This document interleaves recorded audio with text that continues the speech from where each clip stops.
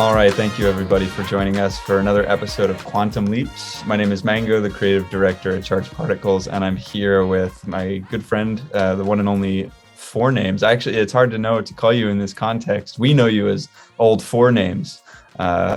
Generally on Twitter, I'm Cybertooth Cat. From the Book of Alchemy stuff, that's what people would know me as. Excellent. Well, welcome Cybertooth Cat to the show where we talk with artists and investors and creators and builders alike who are doing interesting and unique things with nested NFTs and bringing together different layers of value. So yeah, I try to just jump right into these things to keep them as concise as possible because no one has time for hour-and-a-half long podcasts these days. So for those who are watching who maybe don't know you or know about your background, could you just give a little introduction about yourself as an artist or a creator? Yeah, so I'm an NFT artist, as I said, kind of known by Cybertooth Cat, and I've been working on a project since about last summer, which is called the Book of Alchemy. And the Book of Alchemy began in what's called the Chaos Lab in the Alchemist community. And I just kind of developed a fun art style that I thought would fit that mythos, and then launched it back in September on copperlaunch.com, which is like a balancer liquidity pool. The drop did really quite well. There were 40 NFTs in that initial drop. That has now spawned a Discord where I'm building out sort of a much broader universe based on these characters and this concept of there being this mystical book of alchemy where these clans kind of live in this universe and they either play by the rules of this book or they don't play by the rules of this book, and this coming conflict that's happening with these elements called Hatcher stones. And so the drop back in September went really well, and the community has kind of come in around that because I have a much broader story that goes with that. My background before some of that stuff is that I work in video games, been a creative director, a lore writer in video games. I've designed whole worlds for games that have been played all around the world. And I just thought, I really kind of want to tell my own story, enter Book of Alchemy and the drop that happened in September. And now we're just hitting the ground running, building a kind of a whole cool universe and using NFTs to do it. Awesome. Well, it's really exciting. You've been around in the Charged Particles community for quite a while, and it's been clear since we met, this is someone who can really put together a vibrant and deep, set of characters and storylines. And, even just looking at single pieces of art, you're like, there's more to this than just the drawing. And I think your community can probably feel that. And, and so you and I have been talking a little bit about, well, how can we, add more depth to the narrative and to the lore that you're building out, using the functionality of NFTs. And so I think it was last week or so that you released your first, additional NFT in this universe on Charged Particles. And could you tell us a little bit about that and about, how it's grown since it was released and sold, I should mention, in about an hour? Yeah. So after the drop last September, the community that was rallying around Book of Alchemy said, we'd like profile pictures. So I thought, I'll see. They're asking for it. I'll make profile pictures. And I made a few, and sure enough, people really wanted those. That then, as you were saying, a lot of times when I draw something, I have a bunch of story elements in my mind that already go with it. So when the profile pictures began to emerge and people were really liking them, I said, you know what, I'm just going to start telling some of this broader story. And I had done hints of it in these profile pictures, right? Because when you mint something, then you do a description on it, and I'm dropping these really cryptic hints about clan wars and who lives where and things. And people are like, what? Tell me more. And I started to do some written components, but then I thought, you know what? Charged Particles has the amazing ability to link NFTs, if you will, nest them inside of other NFTs. And so what I wanted to do was put out these Hatchers kits. That's what I call them. And I minted one last week, and as you said, it sold in about an hour. Since then, I've put two more NFTs, visual arts NFTs, that tell further elements of the story in that top layer Hatchers kit. So you have this top layer kit, And inside of it, and it's a beautiful picture of one of my clan leaders, the White Alchemist. I say it's beautiful because I really enjoyed making that particular piece of art. But inside of that, I minted a second layer, which was, hey, one day I believe this is going to be an animated streaming show like on Netflix. Here's what this White Alchemist character might look like doing a karate kick and swiveling her head and standing there with a cool staff. So I did sort of an animator's sketch sheet of that, and I nested it inside of that. And of course, it went right to the ownership of the person who owns that top layer. So he now has two elements in his kit. A few days ago, I put the third element in there. And now we've got a fourth element coming, which has some fun secrets of its own, sort of mint gated inside of it, if that's what you want to say. So they really are kits. They unfold over time.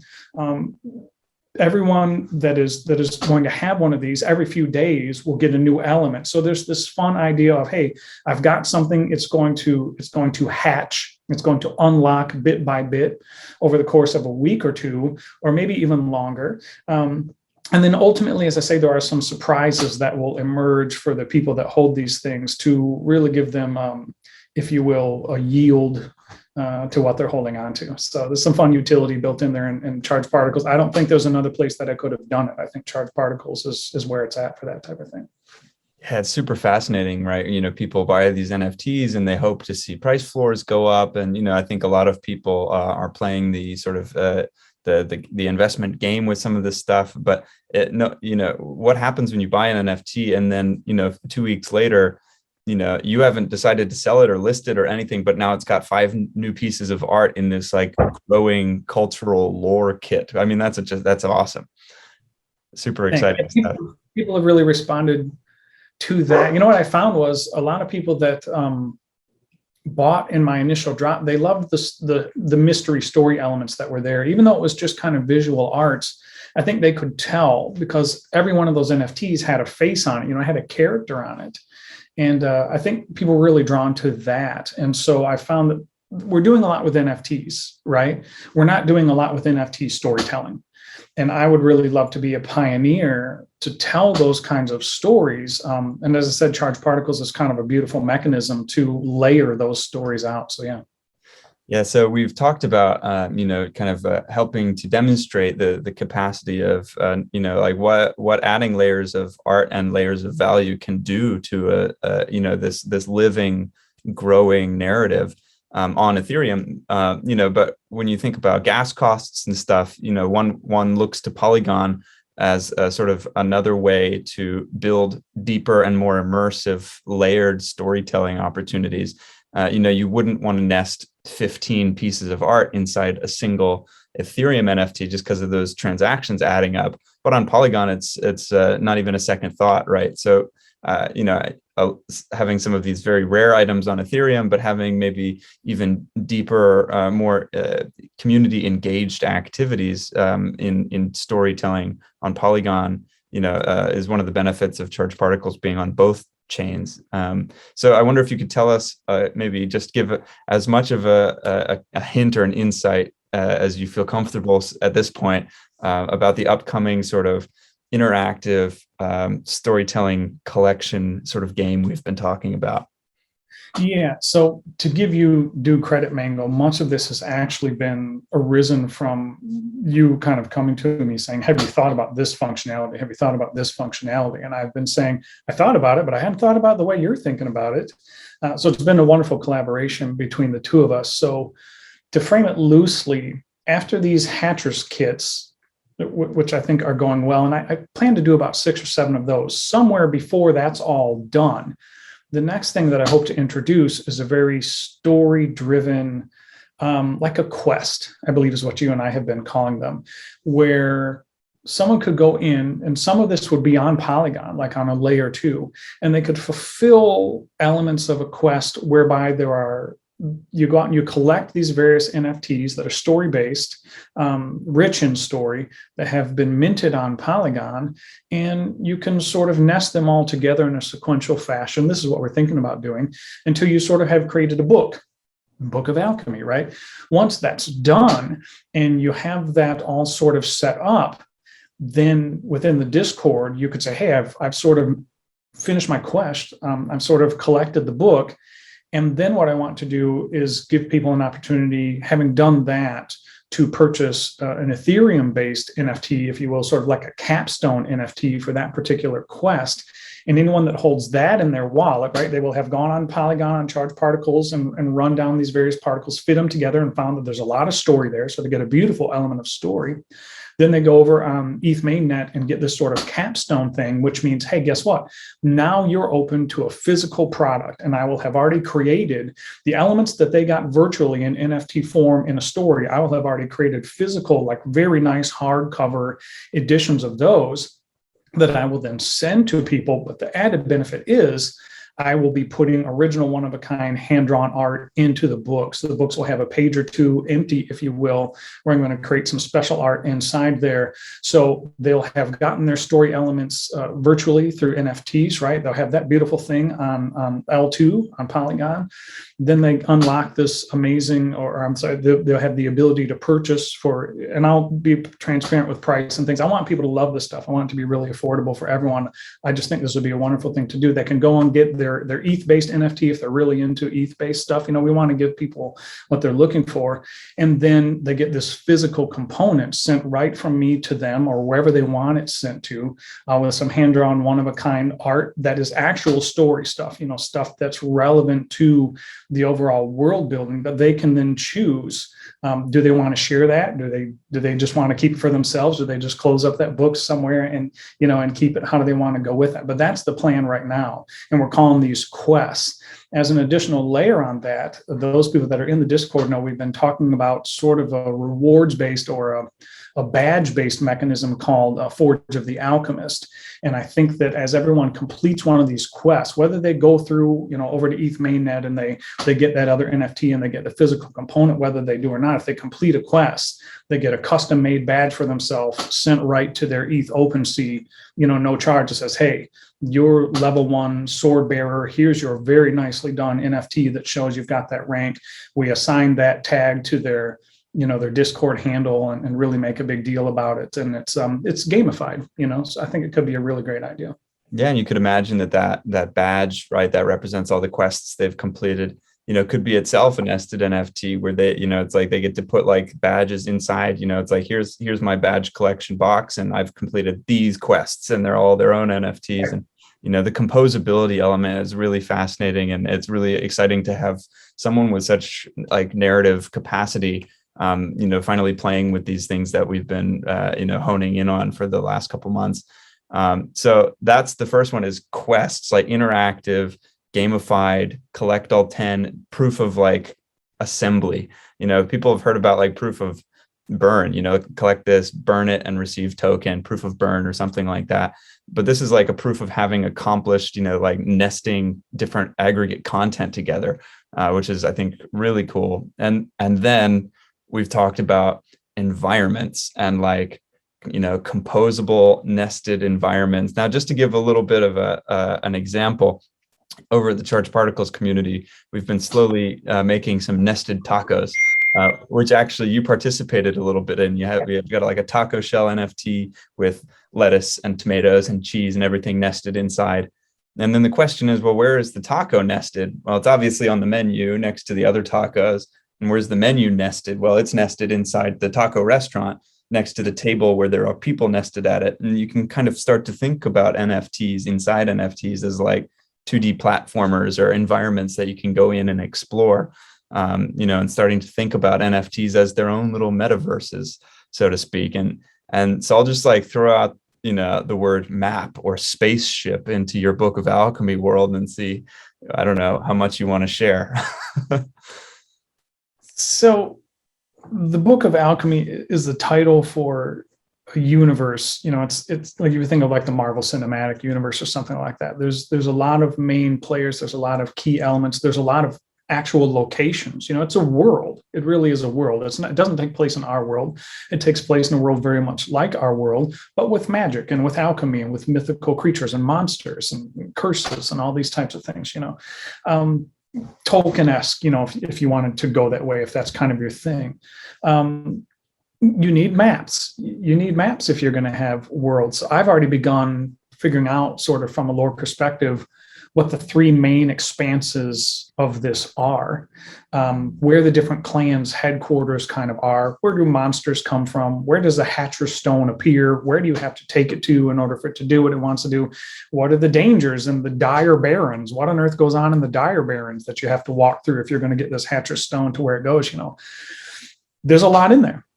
With something like charged particles, you could think, oh gosh, if we started minting some of these maps, can you then drill down into the main city?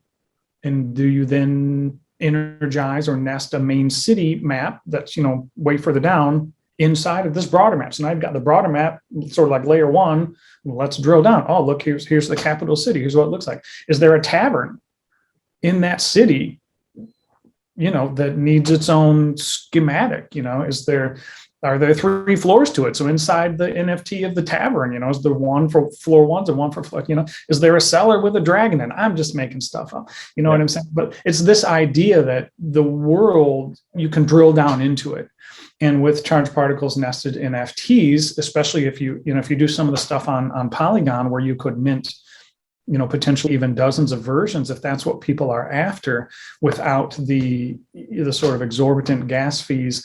I like to keep a lot of things on ETH mainnet, but for some of these things, we're going to experiment a little bit with what are the community's thresholds for saying, no, I'm down with L2. If we can do some really amazing things there and everybody can play along and it's less cost prohibitive, let's do a little bit of that, So that's kind of what we've been talking about with world building, specifically to maps, is that you could create this top level map and you could put dozens or hundreds of layers into it, zooming out or zooming in, right down into, how many miniature trolls live under the bridge on the, west lying city at the top of the cliff of, Expanse B. You see where all that stuff is going.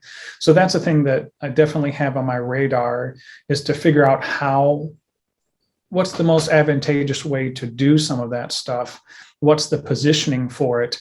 And definitely begin, immediately while we're yet here in Q4 of 2021 to get some of that stuff out and get it available for people and make it accessible and make a big deal about it.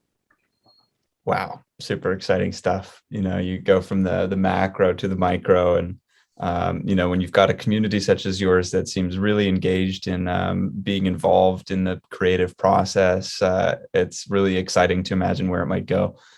It doesn't, and just to throw one other thing out there, maps is a beautiful idea, but so are spells.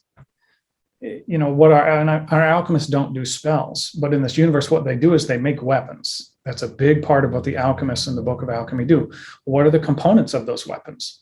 What runes do you have to know to interact with those components to forge certain weapons? Are there levels of battle damage? Is this like a Dungeons and Dragons type of thing, where you can have the same weapon, but depending who forged it and which rune they used and where they got their silver from, there's a lot to that. And all that, I think, is very gamified and plays beautifully into the broader ecosystem, so that you could have people commission a weapon. Yeah. You could have people say, hey, I've got this much silver. I've got these runes. Make for me a top layer weapon. And when I merge these things into it, I now have a weapon that's at such degrees that can do such really. Unfortunately, you're not high level enough. You got to complete this quest first, right? Exactly. Right. You can get some silver, but you can't get the real silver from this particular mine. All of those types of beautiful things where we don't have to have an entire development crew building these things. We can do it through the nested capabilities of NFTs and charged particles. It's wallet relevant. You can show that you own it. And if you could mix and match components, and do all kinds of things, then what can happen is, if you have it, you can commission a custom NFT, which can be made. You can go and stack it all in there. What do you know? You completed your weapons quest. You have a very specific weapon with very specific utility. And there's just so many things that can be done. Wow, it's all very exciting, and I'm looking forward to seeing how it develops. And anyway, thank you very much for your time here today, and for everyone else who's been watching this episode. Thank you very much. Until next time, everybody.